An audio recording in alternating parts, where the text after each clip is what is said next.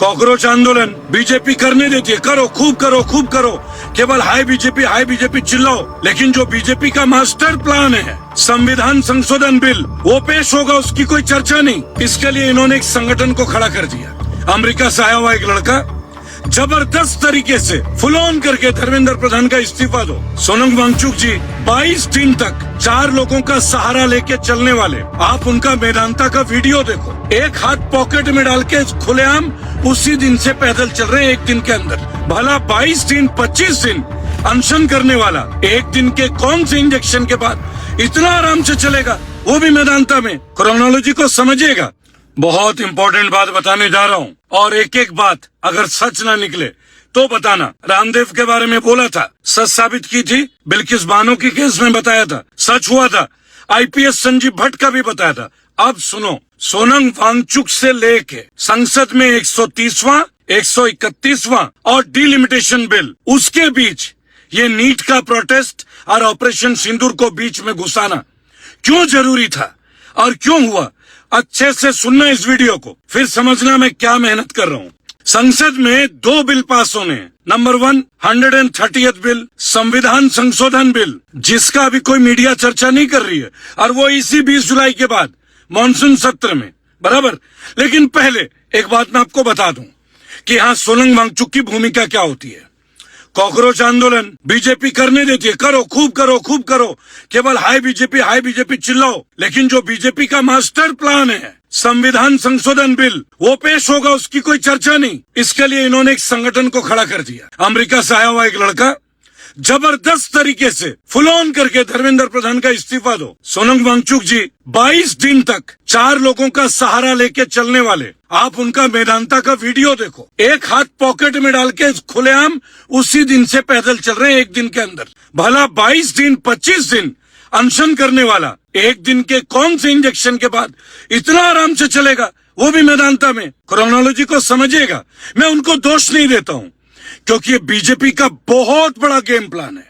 मैंने कल एक बात बताया था, आज सबसे इंपॉर्टेंट पार्ट आपको बताता हूं, सुनिएगा, तसल्ली से सुनिएगा, ताकि आपको पता चले। लीडर ऑफ ऑपोजिशन कौन? Rahul Gandhi.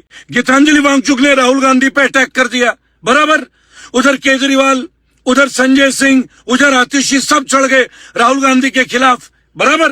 Leader of opposition है। अब संसद में बिल पास करने के लिए क्या चाहिए होगा? Cross voting. अब देखिए, संविधान संशोधन बिल, इसका मतलब जानते हैं क्या होगा? जानते हैं? कोई भी मुख्यमंत्री, कोई भी प्रधानमंत्री, कोई भी गृह मंत्री, कोई भी बड़ा मंत्री अगर किसी भी इसमें पाया जाता है आरोप में लिप्त, और 1 महीने तक अगर वो समाधान नहीं होता है, उसका पद ऑटोमेटिक खत्म। इसके लिए जेपीसी बनाया गया था। जेपीसी का अध्यक्ष कौन है? बीजेपी की मिसेस सारंगी जी। जेपीसी की रिपोर्ट 17 जुलाई को आनी थी। आंदोलन शुरू हो गया 2 जुलाई से। बात को सुनना, बहुत बढ़िया वाली बात, ताकि कोई संविधान के बारे में बात ही ना करे। जैसे सीए एनआरसी, ये समझ गए थे चर्चा करेंगे तो फंस जाएंगे। जंतर मंतर को होने दो, लगाने दो आरएसएस मुर्दाबाद के नारे, बुलाओ कुमाल कामरा को। कितने लोगों को पैसे दिए गए, सेलिब्रिटीज खुद बोल रहे हैं कि हम पे ऑफर था, बराबर। प्रकाश राज केवल फिल्मों में विलेन नहीं है। आपको बता दूं एक बात, वो एक एक्टर हैं। आप तो विश्वगुरु को बहुरूपिये के तौर पे देखते हैं, फिर ये एक्टर कौन है? आमिर खान क्यों चुप है? शाहरुख खान क्यों चुप है? अक्षय कुमार क्यों चुप है? बराबर। तो ये एक्टर है प्रकाश राज भी, समझिएगा। ये लोग आ जाते हैं जंतर मंतर। उधर संविधान बदलने का जो बिल का प्रोसेस है, अमेंडमेंट बिल से 130th बिल और फिर 131, ये दोनों बिल पास कराना है इनको। अगर 130वां बिल पास हो जाता है, अब देखो 20 मेंबर ऑफ पार्लियामेंट तो आ गए। अब क्या है कि राज्यसभा में इनको पावर नहीं है, तो अब पावर दिया गया राष्ट्रपति महोदय को कि लोकसभा और राज्यसभा दोनों के बीच में वोटिंग करा दो। अंतिम निर्णय राष्ट्रपति महोदय का।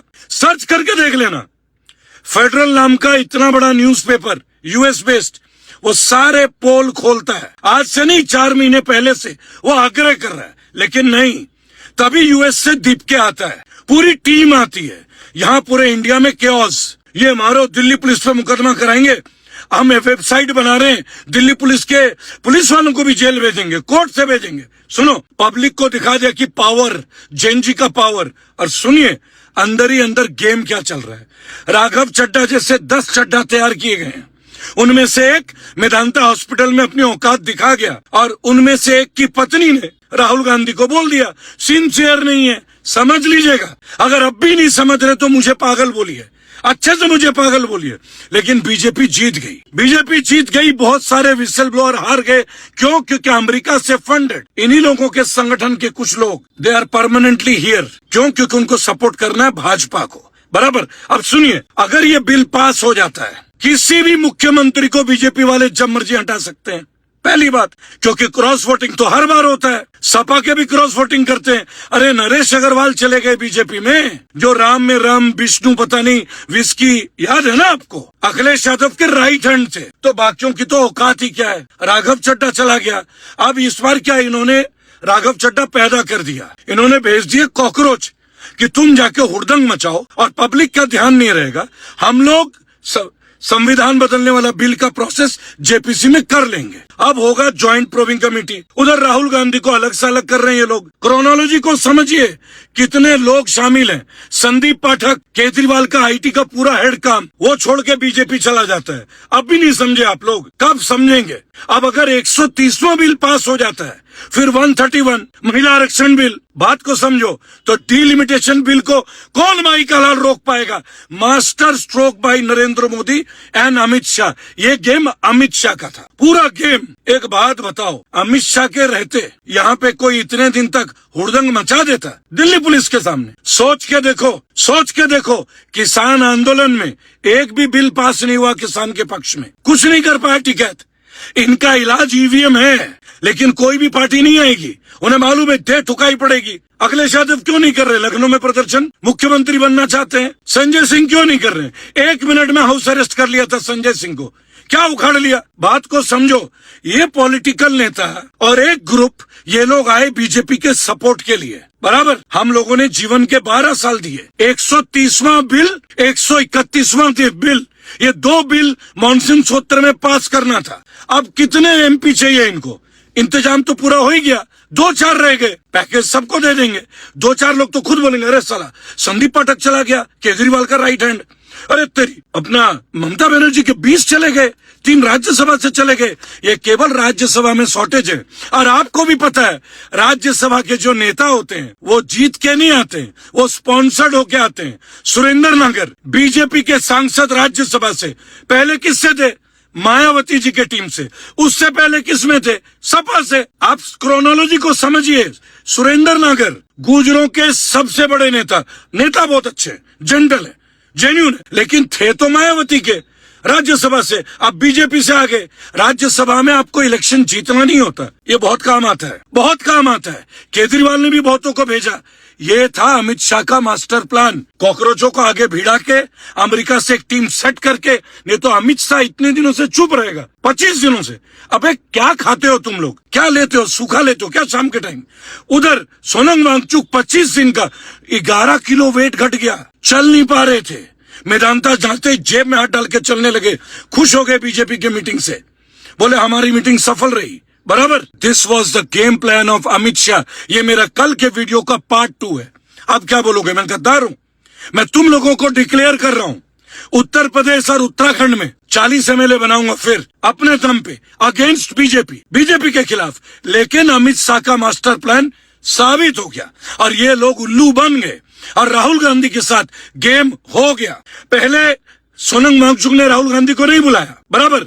जब 20 दिन हो गया तब सोनम वांगचुक कहते हैं राहुल गांधी को आना चाहिए। जब राहुल गांधी प्रदर्शन कर रहे हैं मोदी जी के घर के सामने, तो सोनम वांगचुक की बीवी मेदांता में जाके क्या बोलती हैं कि राहुल गांधी इनसिंसियर है। और ये तब बोलते हैं जिस दिन मोदी जी लाइव आते हैं। फ्रेंड्स, ये तब बोलते हैं जिस दिन सोनम वांगचुक अनशन तोड़ देते हैं। ये तब बोलते हैं राहुल गांधी के खिलाफ, लीडर ऑफ ऑपोजिशन के खिलाफ।